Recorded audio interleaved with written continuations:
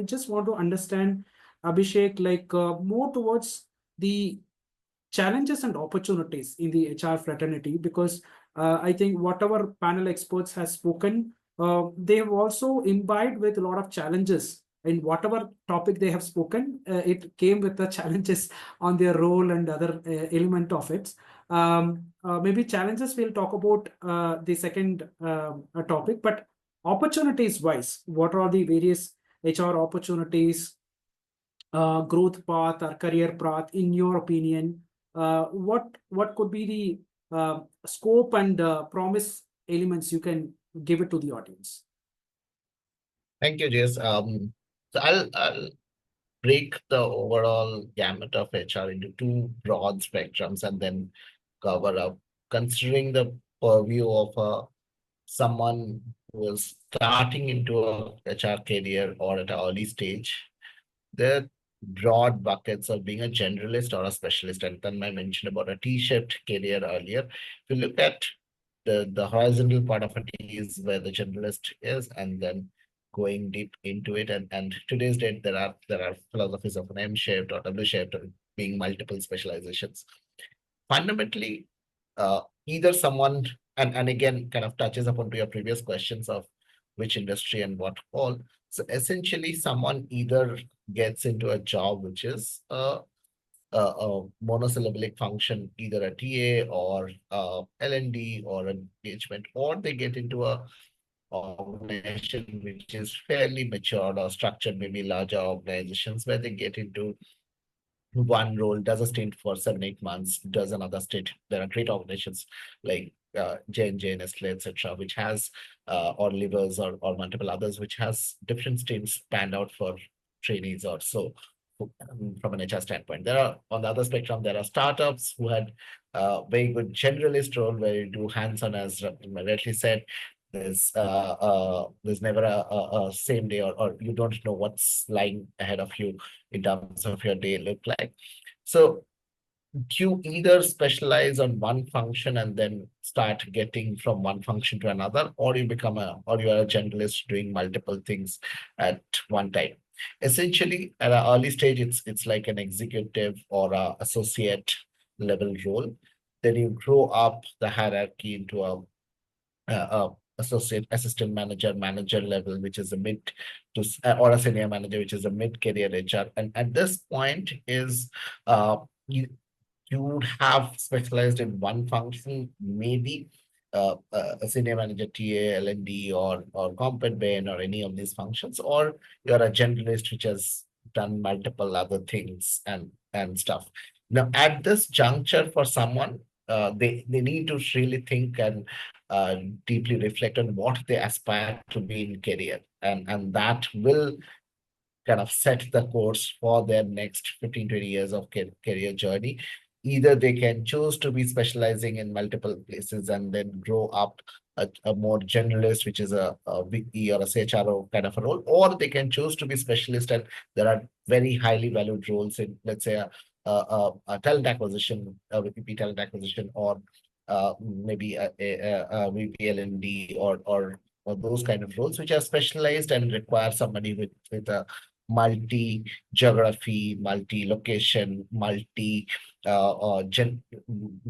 industry experience. So there are different kinds of specialization possible. So depending on at a point of the mid career, somebody should think of what they want to do, and depending on that, the opportunities lie ahead for them. Right, that if you choose to be more generalistic in the career, then you have a different track. You'd actually look at getting certain experiences which help you align to that career path in the longer run. Or if you want to be like, let's say, someone being into a talent acquisition role, looking at entire gamut of talent acquisition, right, from a strategic standpoint to a final employer branding or different other areas of it. So that really defines what opportunities lie ahead for an individual in terms of career. Commonly, if I were to like be irrespective of whether a generalist or specialist, uh, some of the common threads that remain for anybody is what Inwin has already mentioned, being agile, uh, somebody needs to be constantly agile in their approach. Today's date, I would say, with so many advent of different kinds of technologies, with multiple with agentic AI and multiple of those tools, you have tools at your disposal, and being in someone with an HR who is able to make use of those tools and make meaning out of it, of the data that comes around, to be able to use it strategically for the business decision making becomes critical. So leveraging technology into your use is going to be a critical skill for anyone, and whether you are in TA or in L&D or in any other function, comp and ben, or in a checklist, using, you are not going to be the one creating a technology or things. There are multiple technologies at your disposal. The point is being able to pick and choose the right tools, make the meaning out of the data that's coming out of it, and coincidentally, there's going to be a data overload. So be able to rightly pick the right set of data, and in a shorter time frame, because time becomes one limiting factor. That remains a critical factor. The second and most critical aspect of an HR is a very strong influencing skill that we always miss out. Uh, HR is a very influencing function which bonds and binds multiple different functions within an organization. So if you are, whether you're a mid-sized organization, large organization, at a senior HR level role, there's a lot of influencing. You maybe say a second in command to a CEO, but there are equally five other. There's a CFO, there's a CTO, there's a chief digital officer, or marketing or sales or multiple other functions. Now you don't necessarily own them, but being able to, at a lot of times, your CEO expects you to be the influencer to drive decision or consensus among these group, and therefore a lot of influencing skill becomes very critical. It also, at a microcosm of it, there is an influencing skill that is required at the junior levels also, while you are collaborating on different projects or otherwise across other stakeholders, maybe at a senior manager or a manager or even at an executive level.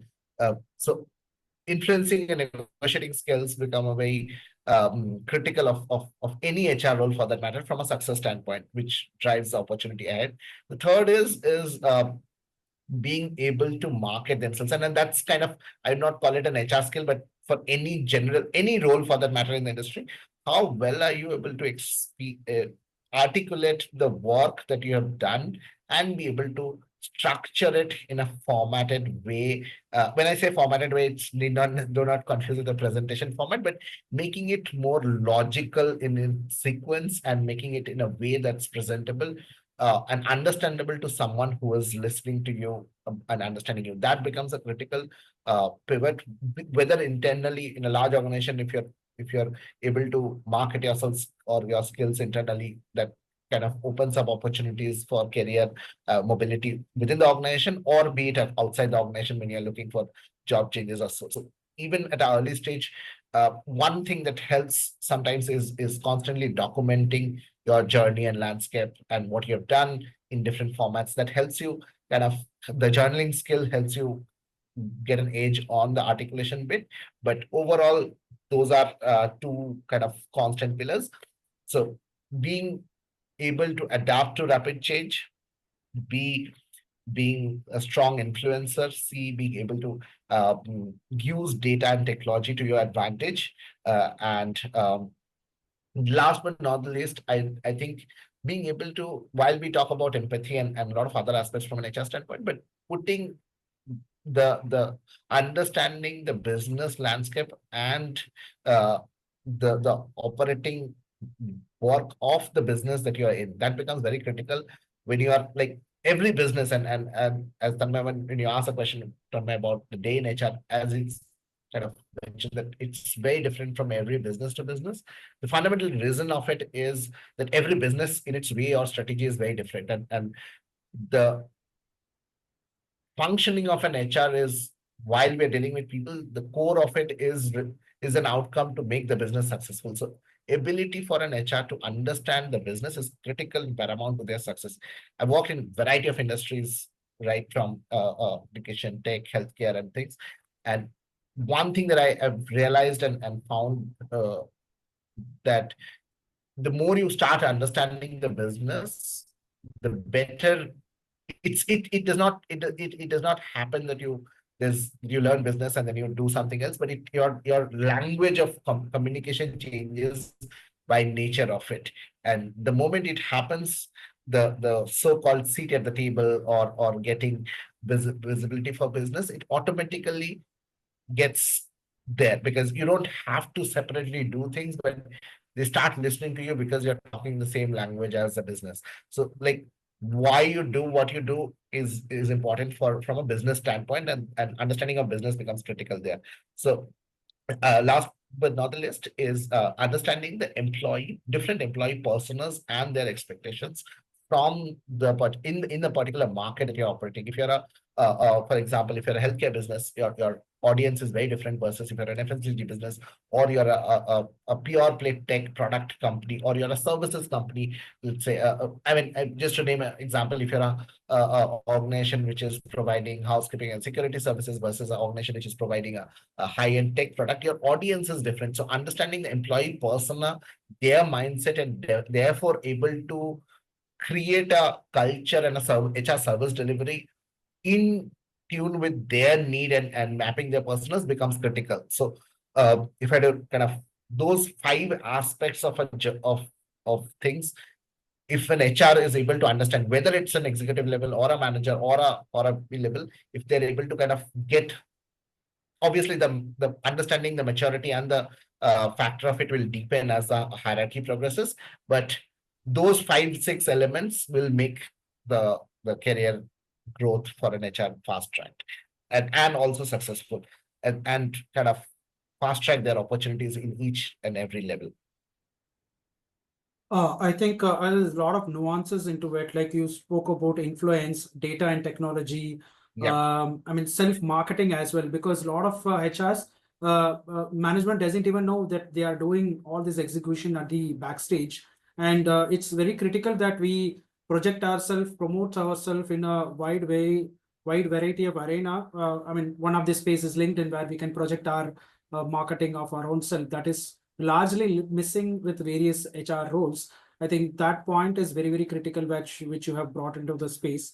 And understanding business landscape, because if you don't understand what kind of industry they belong to, where it's your competitor, where you can hire, or what is the growth perspective or declining perspective in that particular industry, I think HR's role becomes very, very challenging in terms of dealing with people, because they are the first one to look when employees asking rising questions, they are not raising questions to the management, it is always towards the HR.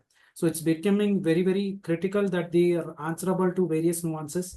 And So I'll make it mm, uh, sorry to interrupt you, but I'll make it very simple on that point. Is more often than not, I have my team coming up and saying that, oh, this is the ask of an employee, can we do this, right? And look at, and my pushback to them always has been that instead of saying can we do this, you're empowered to make, and that's the difference when you start thinking around.